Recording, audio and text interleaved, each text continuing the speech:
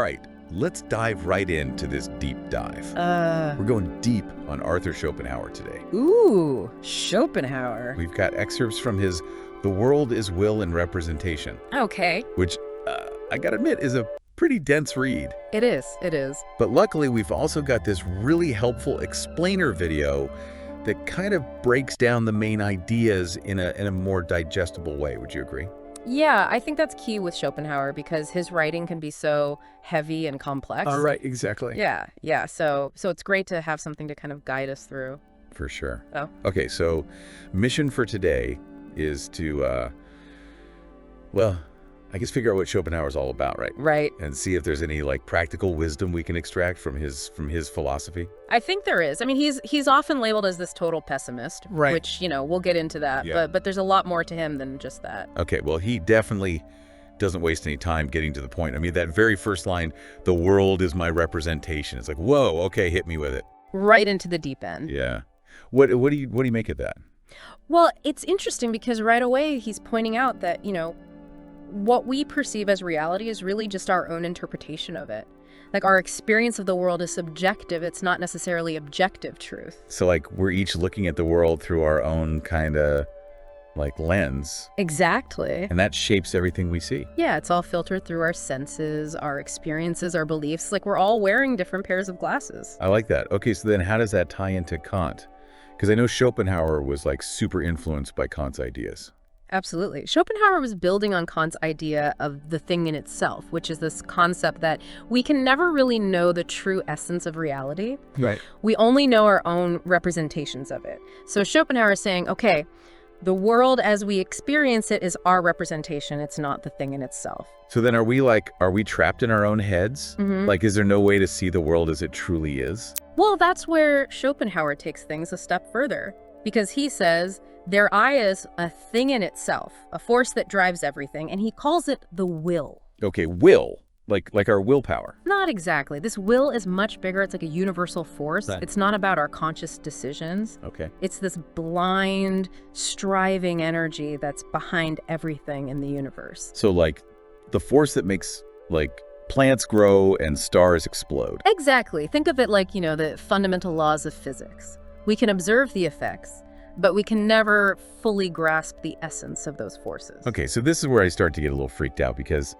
like if this all-powerful will is behind everything, does that mean we're just like puppets? That's a question that philosophers have been wrestling with for ages. Do we actually have free will, or are we just playing out a script written by this will? Right. And Schopenhauer's take on it is that we do have individual will, our own desires and choices, but they're always operating within the larger framework of this universal will. So it's not that we have no free will, it's kind of limited. Exactly. And that's a big part of why he gets that pessimistic reputation, because he's saying, ultimately, we're not fully in control. Yeah, the explainer video actually mentioned this idea that life is basically like a pendulum swinging between pain and boredom. Yeah, classic Schopenhauer. Yeah, not exactly an uplifting thought. Like, why are we even here? Well, he believed that the will keeps us constantly striving, always wanting more, but never truly finding satisfaction. Oh, I hate that. It's like you finally get that thing you've been wanting forever, and then it's just like, meh, and then you're on to the next thing. Exactly. And for Schopenhauer, that's the root of a lot of our suffering. It's this constant cycle of desire and disappointment.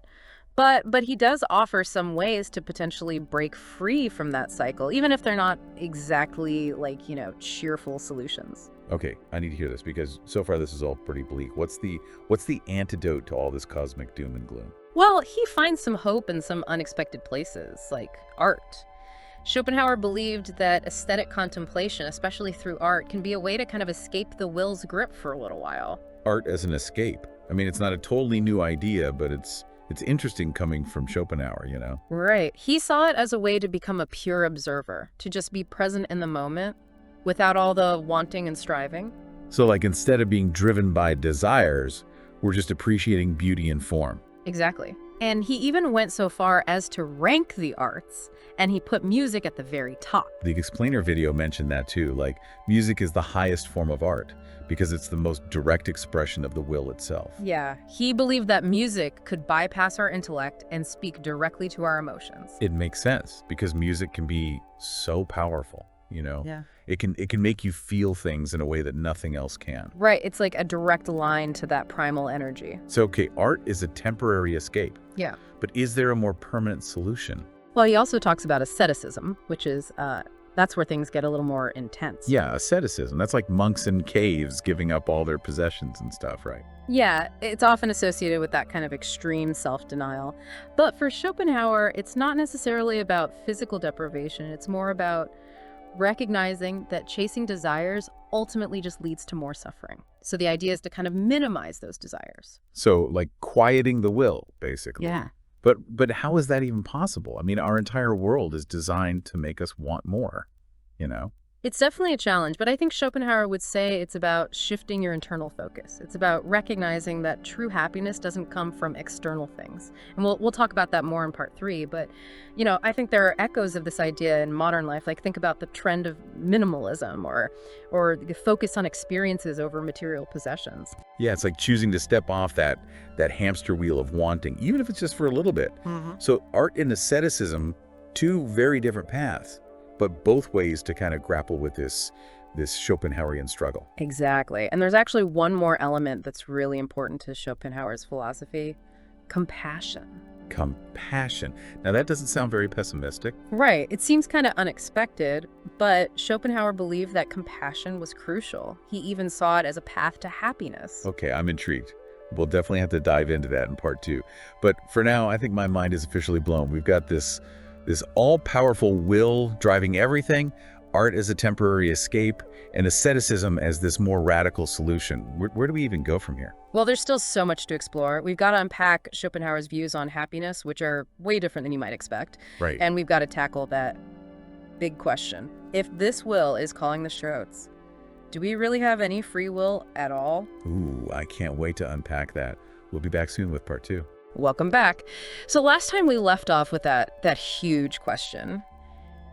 If Schopenhauer's will is running the whole show, do we actually get any say in our own lives? Right. It's kind of a mind-boggling idea, right? Yeah. Like, that if we're all just puppets of this will, how can we be held responsible for our actions or even make like meaningful choices? Yeah, it's a tough one. Schopenhauer definitely grappled with this too. He knew we have like individual will, our everyday wants and choices and all that, but he saw it as like working within this much larger system of the universal will. So it's not that we have NO free will, it's just that it's kind of, I don't know, operating within certain boundaries. Yeah, it's like our individual will is this tiny boat on a vast ocean. Wow. And it's getting tossed around by these huge currents. Okay, I can see that. So we can steer the boat a little bit, but ultimately the ocean currents, the will is going to have a huge impact on where we end up. Exactly. And for Schopenhauer, understanding those limitations, accepting that is actually really important for finding any sort of peace. Like once you see how the will is influencing you and everyone around you, that's when you can start to break free in a way. Okay, so it's like know your enemy. Once you understand how this will operates, you can at least start to come up with a plan. Yeah, exactly. And that's where those paths we talked about last time, like art and asceticism, those come into play. It's not about ignoring the will. It's about working with it or even against it in a way. Okay, so let's start with art. You were saying Schopenhauer saw it as like a temporary escape from the will's control. How does that work? Like how can looking at a painting or listening to music help us deal with this all-powerful force? Well, think about a time when you were like totally absorbed in something, a piece of music or a movie or even a good book. You completely lose track of time. You forget about your problems. You're just totally present in that experience. Yeah, I know that feeling. It's like everything else just disappears and you're just there in the moment. Right. That's exactly what Schopenhauer was talking about. For him, that state of being totally absorbed, that's a glimpse of what it means to be free from the will's constant demands. You're not, wanting or striving, you're just being. So art helps us to kind of practice being in that state of willlessness. Is that why Schopenhauer thought music was like the best art form? Yeah, I think so. He believed music could like bypass our thinking brain and speak directly to our emotions and like a direct line to that raw primal energy of the will. It's like a more visceral experience. Exactly. Okay, that's pretty cool. But what about What about asceticism? That seems a lot more intense, Mm. Is denying yourself everything really the answer? It's not really about punishing yourself. It's more about understanding that constantly chasing after things, after what you want, it just leads to more suffering. Remember, Schopenhauer thought that suffering was built into wanting.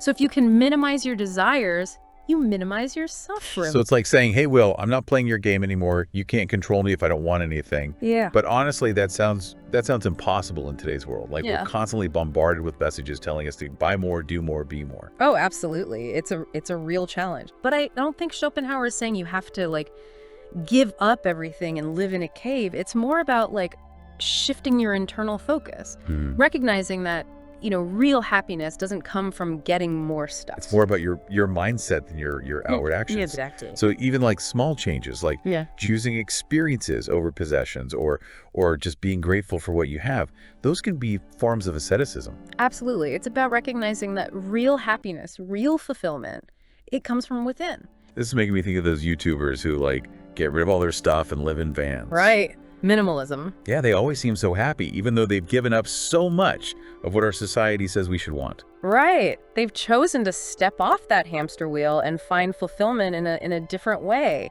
And Schopenhauer even said that compassion plays a big role in this too. Wait, compassion? How does that fit in with this idea of a blind, selfish force controlling everything? It does seem kind of contradictory. But Schopenhauer believed that compassion was actually a key to breaking free from the ego, from that feeling of me versus them. Remember, he says that everyone suffers. It's a universal experience. No matter what your circumstances are, you're going to experience suffering. So instead of getting caught up in my own little world of wants and worries, I can focus on the suffering of other people. Exactly. And by recognizing that shared experience of suffering, you start to chip away at that feeling of separation. You realize that we're all connected, all in this together. That's a really beautiful idea. And it's definitely not what I expected from Schopenhauer. Right. It's this surprising, almost hopeful element in his philosophy. So compassion isn't just about being nice. It's about recognizing our shared humanity. It's almost like an antidote to the will's selfishness. Exactly. And for Schopenhauer, this is crucial for really minimizing suffering, both for yourself and for others. Okay, so we've got art quieting the will, asceticism helping us detach from desires, and then compassion connecting us all. It's like a three-pronged attack on this Schopenhauerian pessimism. It's kind of inspiring, actually. It is, isn't it? And it's amazing how relevant all of this is today. Think about the growing interest in mindfulness, or the focus on sustainable living, or the emphasis on empathy and social responsibility. These all connect to Schopenhauer's ideas. Yeah, it's like he was way ahead of his time. Absolutely. But there's still one big piece of the puzzle we haven't talked about. Happiness. Schopenhauer had some pretty unique views on what true happiness is and what it isn't. I'm ready to get into that. Okay, let's explore that in part 3. We'll talk about why Schopenhauer believed that true happiness isn't about getting what you want, but it's about something much, much deeper. All right, stay tuned, everyone. This deep dive is just getting started. Welcome back to our deep dive on Schopenhauer. We've been through a lot with him, haven't we? I mean, the will, art, asceticism, and now I think it's time to tackle the big one, happiness. Yeah, happiness. It might seem kind of weird to talk about happiness with Schopenhauer, Mr. Pessimist himself. Right. But he actually had some really, really interesting things to say about it. Although, fair warning, his definition of happiness is probably not what you're used to. All right, lay it on me. I'm ready to have my mind blown again. So, most people, when they think of happiness, they think, success, achievements, getting the stuff they want. Yeah, and that's exactly what Schopenhauer would say is the problem. It all comes back to that will, that constant striving we've been talking about. He believed that always wanting more, chasing after desires, it just leads to more unhappiness. You get a little burst of pleasure when you get what you want. And a little dopamine hit. Exactly. But then it fades and you're back on the hamster wheel wanting something else. It's so true. So wait, you're saying the pursuit of happiness is actually what makes us unhappy? That's kind of Schopenhauer in a nutshell. He believed that true happiness, true fulfillment, doesn't come from outside of us. It's not about achievements or possessions. It comes from a place of inner peace, a sense of freedom from all that wanting and worrying. So it's not about getting what you want. It's about Like not wanting so much in the first place. That's a tough one. It's definitely a challenge, especially in our world today, right? Everything is telling us to want more, do more, be more. But Schopenhauer would say the more we focus on what we lack, the more miserable we become. Real happiness is about cultivating contentment with what we already have. It's about appreciating the present moment. It's about just being. It's like all those mindfulness practices that are so popular these days. Exactly. Schopenhauer was way ahead of his time on that one. He knew the power of just being, of finding joy in the simple things, the everyday moments, the stuff we usually take for granted. So maybe instead of chasing after some big, grand idea of happiness, we should just try to, I don't know, chill out a little bit. Learn to appreciate what we've got. I think that's a great takeaway. Schopenhauer believed happiness is a byproduct, not a destination. It's something you experience when you're not so consumed by wants and anxieties. You know, it's funny because in that explainer video we watched, they said that Schopenhauer himself wasn't exactly known for being like a super happy-go-lucky guy, but he seemed to find a lot of contentment in his philosophy, just thinking about the world, observing things. Yeah, he definitely embraced that contemplative life. And remember, he also saw art as a way to tap into that same sense of peace. When we get lost in a work of art, we forget about our worries and desires. We just experience the beauty of it, the pure form of it. It's like when you're so absorbed in something you love, you know, whether it's playing music or painting or reading a book, you kind of lose track of everything else. Exactly. And for Schopenhauer, those moments of pure, undistracted experience, those are glimpses of true happiness. That's pretty profound when you think about it. Like Schopenhauer saying, look, the world might be driven by this blind, kind of scary force, and life might be full of suffering, but you can still find joy. You can still find peace. You just got to shift your perspective. And I think that's a really powerful message. Even today, centuries later, Schopenhauer challenges us to look inward, to examine our own desires, to find happiness not in getting what we want, but in appreciating what we have, who we are, the simple act of being. Wow, we really went deep on Schopenhauer, didn't we? We've covered his whole world, the will, the limits of free will, art, asceticism, and even, surprisingly, happiness. Yeah, it's been a journey, and it's amazing how much his ideas still resonate today, even though they're, often seen as pretty dark. I think there's a lot of wisdom there, practical wisdom that we can use in our own lives. So for our listeners who want to keep exploring Schopenhauer's world, what would you recommend? Where should they go from here? Well, of course, there's The World as Will and Representation. It's a dense read, but it's worth it. And there are some great commentaries and guides out there that can help make it a little easier to digest. But honestly, I think the best way to understand Schopenhauer is to just experience some of the things he talked about. Go listen to some music, go look at some art, see if you can tap into that sense of pure aesthetic experience. Yeah, great advice. So to everyone listening, grab a copy of Schopenhauer, put on some Beethoven, and see what you discover. You might be surprised by what you find. And hey, you might even find a little bit of happiness along the way. Thanks for joining us on this deep dive. Keep thinking, keep questioning, and we'll see you next time.